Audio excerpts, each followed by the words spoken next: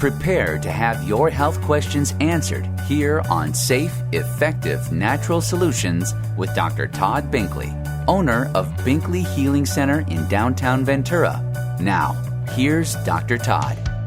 Good afternoon. I'm Dr. Todd Binkley, board-certified doctor of non-force chiropractic and practitioner of functional medicine. Functional medicine means using diagnostic tests to identify conditions early enough that you can usually reverse them and heal your body with better food, exercise, and supplements so that you don't become dependent on drugs and other complicated and potentially dangerous medical procedures. The subject of today's talk is going to be breast cancer prevention. Every fall we hear all about raising money for more early detection of breast cancer that you already have and raising money for more drugs to treat cancer that you already have. And so that always makes me think, wouldn't it be better if we could prevent cancer from forming in the first place?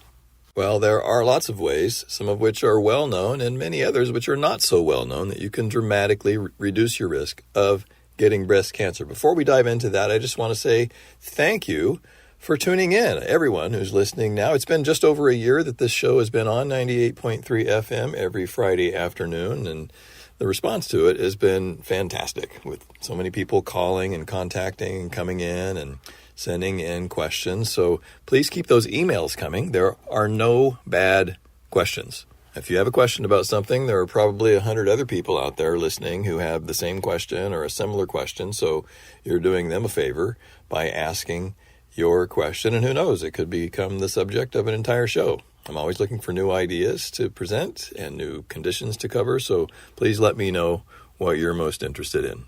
Every October is Breast Cancer Awareness Month, of course, and so I get a lot of questions about many aspects of that.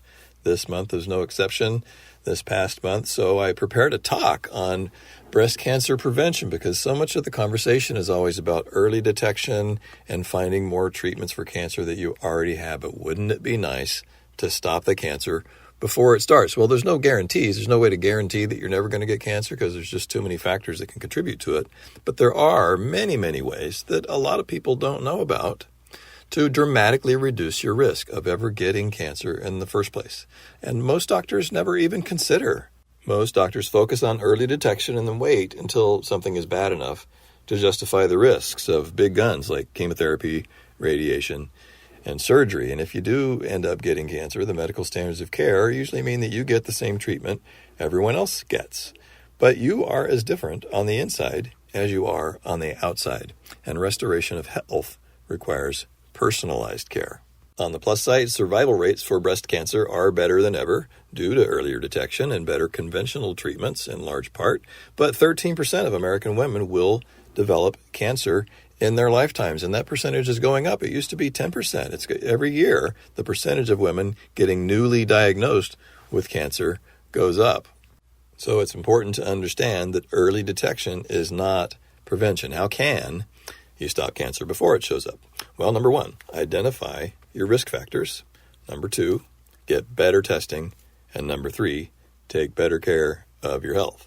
So risk factors, a good place to see the known risk factors, some of which people are familiar with, is breastcancer.org. That website shows that you have, for example, increased risk if you're over 55. 2/3 of invasive cancers are diagnosed in women over 55. If you have a family history, a sister or a mother or a daughter who has breast cancer, it's dramatically increased risk. Genetics is always a factor in many cancers. 5 to 10% of breast cancers are now considered to be hereditary. Radiation exposure. So radiation exposure, especially to the face or the chest, especially in younger women. If you're under 30, that dramatically increases your risk of getting breast cancer later. But also just being overweight increases your risk of developing breast cancer. Lack of exercise, drinking alcohol, and smoking. These are all known risk factors for getting breast cancers. Decreased risk of breast cancer occurs if you give birth before the age of 30, and women who breastfeed have a lower risk of breast cancer. But you can also do other tests. So if you've known somebody in your family or your personal life who's had breast cancer and gotten standard treatment. You might have heard about how after they make it through chemotherapy and radiation or surgery or whatever treatment they end up getting, after they're finished with that, they go back 6 months later, a year later, 3 months later, some kind of regular scheduled appointment to get follow-up blood testing to see if the cancer's coming back. These blood tests are called tumor markers. Tumor markers with names like CA15.3, CA19.9, CA125, CEA, AFP. Doesn't really matter. That you don't have to worry about what those complicated names mean. The point is that these are things that measure cancer-fighting activity in your body taking place with your immune system's attempt to fight off and destroy cancer-causing cells. Have you ever heard that your body is fighting off cancer-causing cells from the day you're born? It is true, and this is one of the ways that we know that, and we can measure that activity. Your immune system's attempts to identify and destroy cancer-causing cells results in these markers in the blood becoming elevated. And if they're elevated after you've had treatment for cancer, then that can show that the cancer is returning before it gets big enough to show up on a scan. That's why they do the blood test. So these blood tests aren't used to diagnose cancer. They are used to measure cancer-fighting activity. Your immune system, is it having a normal level of cancer-fighting activity? Are these tests really low, therefore fine? Or are they elevated? So you can see if the cancer's coming back on a blood test often before you can see it, usually before you can see it return on any kind of scan. And so that's why oncologists use those tests. But anyone can have those tumor markers tested now, not to diagnose cancer, but to see if your immune system has something that's causing it to produce these tumor markers that represent cancer-fighting activity. Any elevation in these tumor markers is representative of some kind of pathological condition. It's never good to have these things elevated. And if they are elevated, you can use them as a benchmark and use better food, exercise, and supplements to reduce them and reduce your risk of the cancer forming in the first place. So there are also a number of toxins that cause the genetic mutations that cause cancer to start, such as chemicals in the air and water, heavy metals, plastics, antibiotics in certain that are fed in foods that we eat, beef and chicken, hair dyes and hair straighteners, cosmetics, sunscreen, chemicals that are used in farming, pesticides and fertilizers, mold toxins. And, a lot of, chemicals are just in the food and air and the water that we drink. They're just unavoidable. So there are ways to test for these things to see if you have a body burden of them that warrants being more proactive and doing something to gently and safely flush those things out. Doing this can reduce your risk of getting breast cancer and other cancers.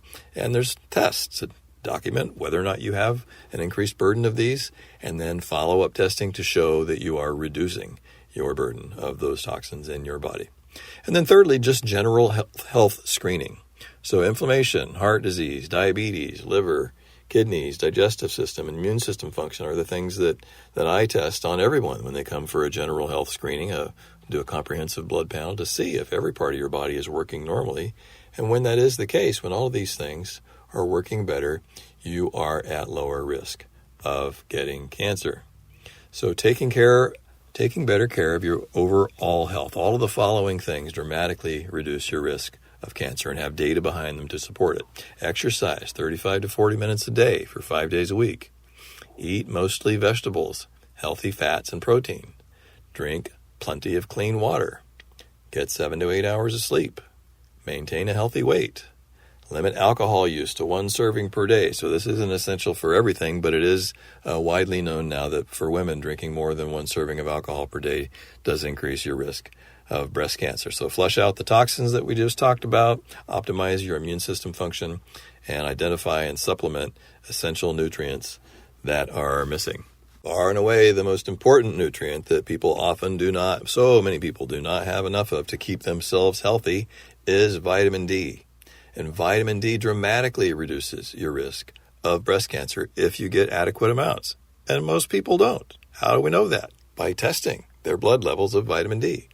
So sun exposure does not reduce your risk of breast cancer unless you combine it with vitamin D supplements. This is from a study that came out in the journal Environment International in January of 2022.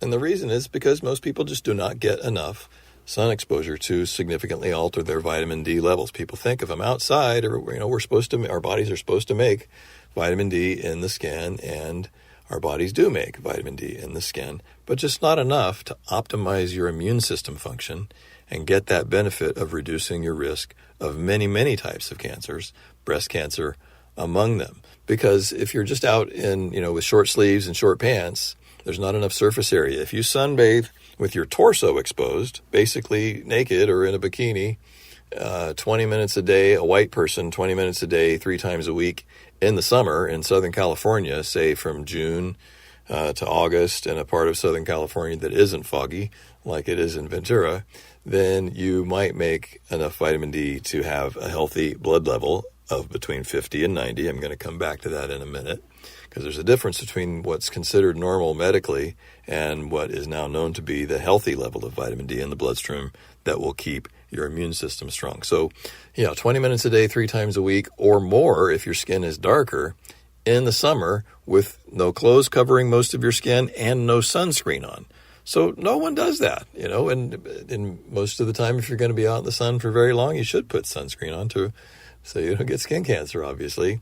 So it's just there's a lot of reasons that it's just very difficult to get adequate vitamin D to keep your immune system strong and reduce your risk of breast cancer from the sun. You have to supplement. So you hear about studies, maybe you hear about studies that come out in the news all the time. One says that vitamin D works for this, and another one that it doesn't work for that. And most of the studies that are done are poorly designed from the outset. They use ineffectual doses. Even in a lot of medical journals, there are some excellent studies out there if you know how to find them.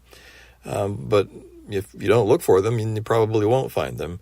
And so there's many, many studies that say that vitamin D doesn't work for this and that because they just don't use enough. And therefore, a lot of doctors and patients think that they're fine. Well, that's just egregious, especially for doctors who have a responsibility, I think, to educate their patients, because for 20 years, data like this has been out. Here's a study that came out in the Journal of Steroid Biochemistry and Molecular Biology in 2007. Vitamin D level of over 50 reduces your breast cancer risk by 50%. Have you ever heard that before? Anybody? This is huge. Having a serum vitamin D level, when you do your blood test, having a blood level of 52, just over 50, reduces your breast cancer risk by 50%. This has been known for years. Well, guess what? An even newer study in the journal Nutrients that just came out in March of this year showed that you reduce your risk of breast cancer by 80% with a serum vitamin D level of 60 compared to people who only have a vitamin D level of 20. So guess what? Most people's blood level of vitamin D is, if they're not supplementing vitamin D, 5,000 units a day. Even if you're taking a multivitamin with the paltry U.S. recommended daily allowance of 400 units a day, your blood level is usually less than 20, almost always less than 30, and often, even down in the teens. And that's, a level of 30 is considered enough to keep your bones from collapsing, but it is not going to keep your immune system strong. The healthy range for vitamin D to keep your immune system strong is 50 to 90. And most doctors will never tell you that.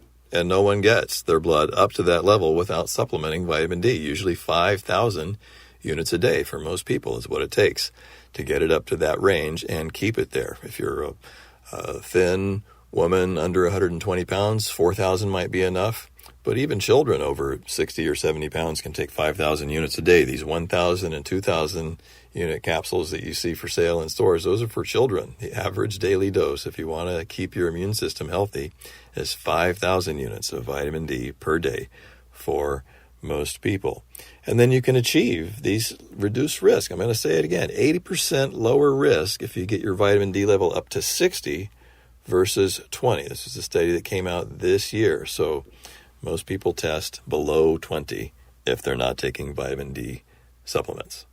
I'm Dr. Todd Binkley. You're listening to Safe, Effective, Natural Solutions to Almost Any Health Challenge. We're talking about, is it possible to prevent breast cancer before it starts? Early detection and funding for new treatments for people who unfortunately get breast cancer is obviously very important, but wouldn't it be nice if you could prevent it?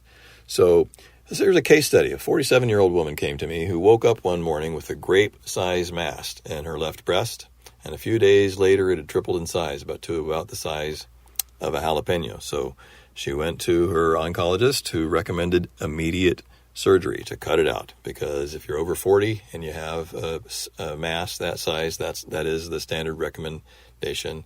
And unfortunately, medical standards of care mean that you get the same treatment as everybody else. Well, this woman chose not to get the surgery, and I put her on a high dose of vitamin D, iodine, and fish oil. So iodine is super important for breast tissue. A lot of people are familiar with its importance in the thyroid, making thyroid hormone, but there's actually a greater need for iodine for healthy breast tissue, simply because the breasts are much larger than the thyroid, and a lot of people are deficient in iodine as well.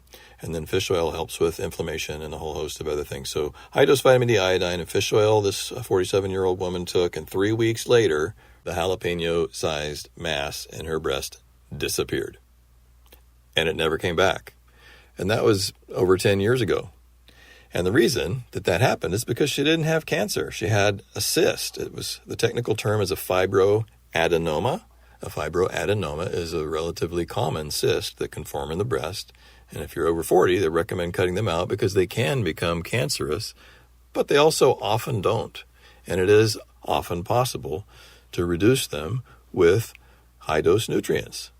So one of the takeaways from this case that I hope that you'll remember is that a recent cancer diagnosis is almost never an emergency.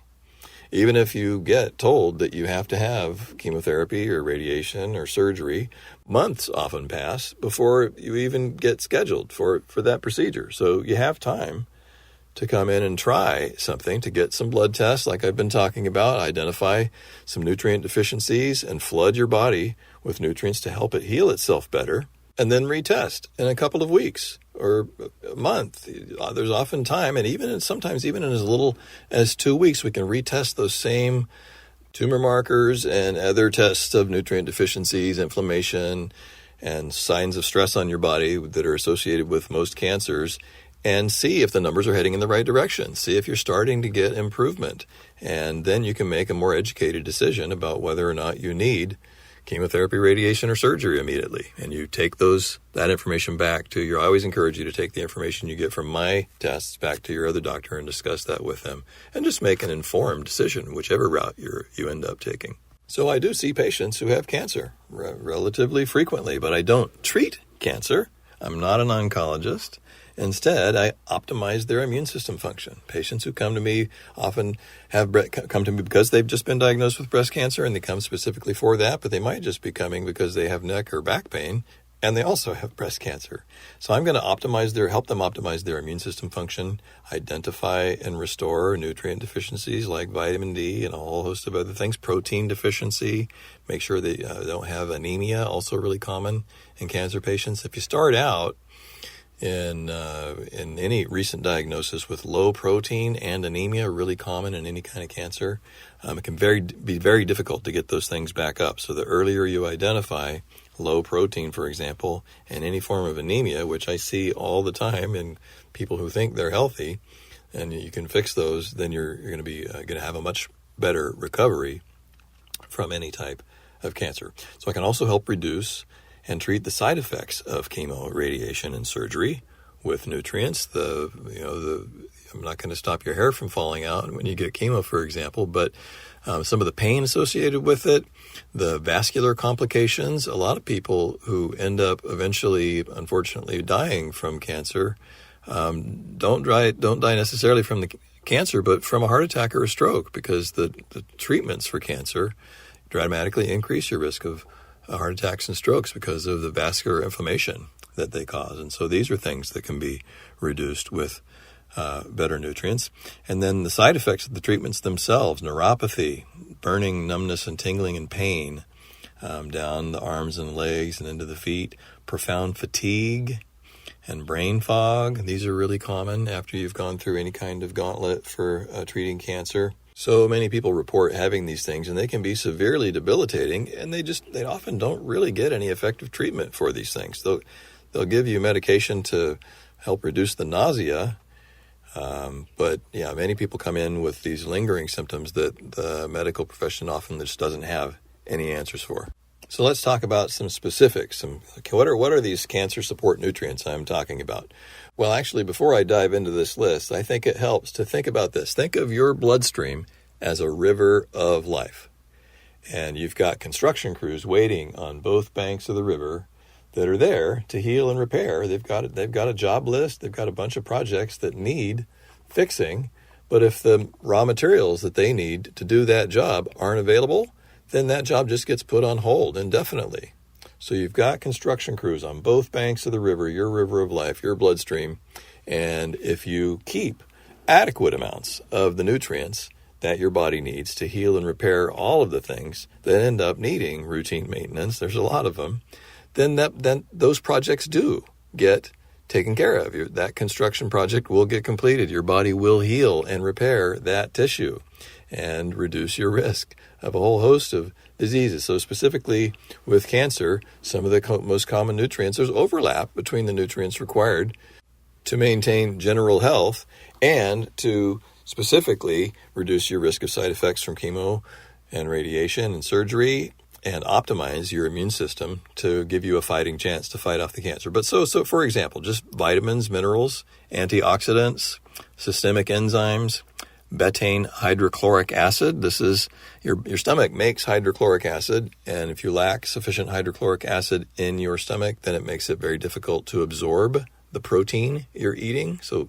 having protein deficiency when you're going through a bout with cancer is critically important because most of your cells are made of protein. Protein is the basic building block for almost all of your cells, and it is very, very common for people to end up protein deficient. So if you identify that, and maybe you're eating adequate protein, maybe you're not eating enough. Some people don't eat enough protein, especially oftentimes vegetarians and vegans. Sometimes they do, but you don't know unless you get tested. But I see it all the time where people are eating plenty of chicken and fish or beef or, whatever kind of protein. Eggs is an excellent source of protein for breakfast. People know, or I help them figure out that they're eating plenty of protein, but still shows up deficient on their blood tests. And the most common reason for that is insufficient hydrochloric acid in the stomach. So if your stomach isn't producing adequate amounts, and that does show up low on your blood test, then we can fix that by supplementing betaine hydrochloric acid. It's just a capsule that you take that gives you sufficient acid to assimilate the protein better, and then we retest to make sure that you're having adequate protein in your bloodstream again. Glutathione support is critically important for cancer patients. It's an essential nutrient. The glutathione is the master antioxidant, so it's really important for detoxifying things that could be contributing to getting cancer in the first place, also detoxifying some of the effects of the medications that you have to take sometimes when you're going through cancer treatment, and just to maximize your immune system function and your liver function. So glutathione is the master antioxidant. It is possible you can buy supplements of glutathione, but they often don't work as well as just supporting your body's ability to make glutathione on its own. So your body makes glutathione from 3 amino acids called cysteine, glutamate, and glycine. Well, you can get plenty of glutamate and glycine from food, and routinely do. The missing link, the rate-limiting nutrient that people often don't get enough of to make adequate glutathione is cysteine. And there are a number of ways to get more cysteine into your system so that you can make adequate amounts of glutathione, but we're about to run out of time this week, so we will continue this discussion next week on how to prevent cancer by flooding your river of life, your bloodstream, with the nutrients your body needs to better heal and repair itself. Send in your questions for me if you have any more questions about breast cancer or any other type of cancer, or how you can reduce your risk and optimize your immune system function to give your body a fighting chance. Please send me those questions at BinkleyHealingCenter.com, and listen to past episodes of this show on my website, BinkleyHealingCenter.com. Thank you for tuning in. I look forward to speaking with you right here again next Friday at 2 p.m. on 98.3 FM. Have a great weekend. You've been listening to Safe, Effective Natural Solutions with Dr. Todd Binkley. If you have a health question you want discussed on the show, Email your health questions to Dr. Binkley at BinkleyHealingCenter.com. Take advantage of this opportunity to ask questions for yourself and for your loved ones, because our health matters. Join him next Friday at 4 p.m. for safe, effective natural solutions, right here on 98.3 The Word, KDAR.